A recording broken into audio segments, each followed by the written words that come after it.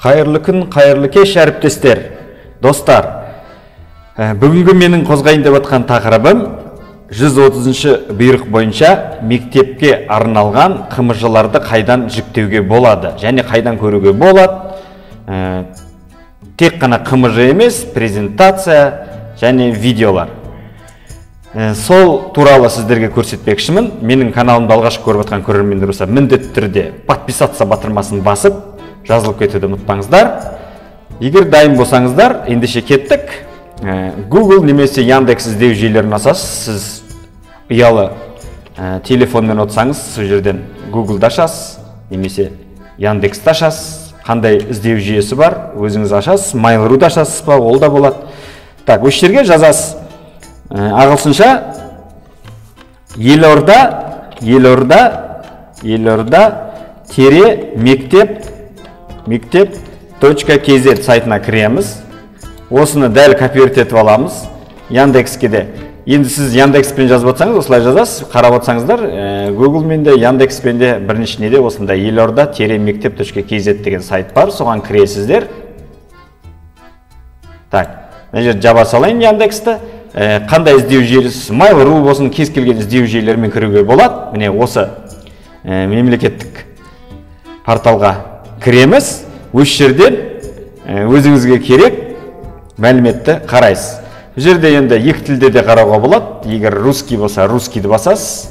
Сізге қай тіл керек, қазақша болса, латын әріпімен жазылған осындай KZ деген тілді таңдайсыз. По умолчанию өзі қазақ тілінде тұрады.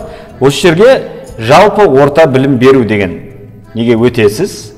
Батырмамен сізге қай тоқсан керек, соны таңдайсыз. Мысалға, екінші тоқсан болса, екінші тоқсан таңдайсыз. Осы жерде қай сыныпқа керек сізге? Сыныптың, өзіңіздің сабақ беретін сыныбыңызды таңдайсыз. Мысалға, мен 3-ші сыныпты алайын. Осы жерде маған сабақтар ұсынылады. Қандай сабақ керек сізге? Өзіңіз таңдайсыз. Осы жерде әзірге бары, мысалға, мен қазақ тілі сабағын таңдап көрейін. Осы жерде қарап отсаңыздар, осындай мәзірлер көп. Тақырыптарды қарайсыз, өзіңізге керек тақырыпты. Мысалға, түбір мен қосымшаның жазылуы, түбірлес сөздер дегенді басамыз, өзімізге керек. Міне, осы жерден егер қымыжы керек болатын болса, қымыжыны басасыздар. Міне, осылай сохранить файл дейсіздер. Міндетті түрде жоғарыда загрузкадан мынандай төрт бұрышты басып, өзіңізге керек нені вырезать етіп аласыз. И керек жеріңізге рабочий столға барып, папка создавать етіп, или рабочий столдың өзіне, мысалы, қымыжы деп қойайық, қымыжы, міне, қымыжы деп қазір, қымыжы деп қойайық, осы жерге вставить етеміз. Міне, өзіңізге осылай керек материалдарды жинайсыздар. Бір жағынан қосымша сіздерге лайфхактар болып жатыр. Қосымша қалай загрузкиді егер таба алмай қалсаңыздар, қай жерде екен, міндетті түрде инструментыға кіресіздер.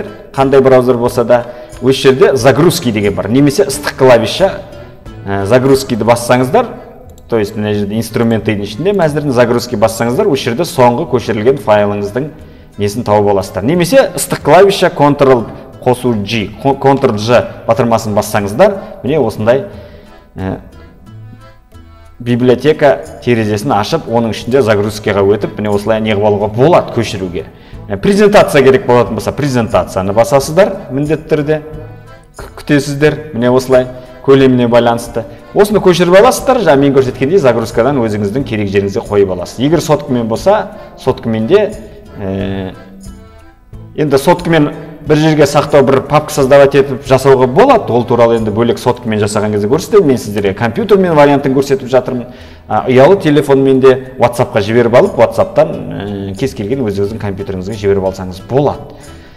Міне көрсетейін деген болса, егер видео көретін болсаңыз, міне осы жерде басасыз, мынаның ішінен сабақты бағалау. Мына жерден мынаның видеосы загрузка жүріп жатыр, мына серверде